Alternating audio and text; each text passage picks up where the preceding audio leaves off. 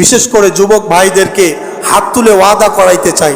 যুবক ভাইরা তোমরা হাত তোলো, হাত উঠাও।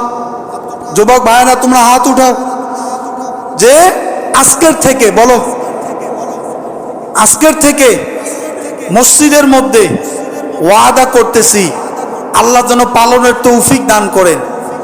আগামী থেকে টিকটকের মধ্যে নাচ গান করব না এবং ফেসবুক স্টোরিতে, ফেসবুক পোস্টে গান বাজনা যোগ করব না। আল্লাহ তৌফিক দান করুক, বলে না আমি।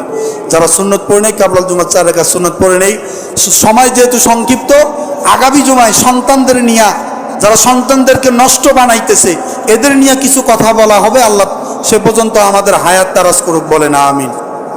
তাহলে আজকের আলোচনার বিষয় হলো, আমরা যারা টিকটক করি, আমরা যারা নিজেকে ক্যামেরার সামনে দোলাই, নাচ গানের সাথে সাথে নাচানাচি করি, এগুলা একদম নিকৃষ্টতম কাজ।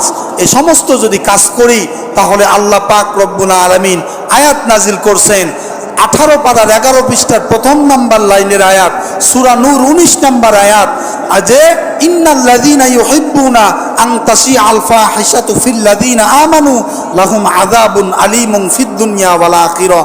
যারা চায় মানুষের মধ্যে গান বাজনার প্রসার ঘটুক, অশ্লীলতার প্রসার ঘটুক, এগুলা যারা পছন্দ করে, তাদের জন্য দুনিয়া এবং আখিরাতে শাস্তি রয়েছে।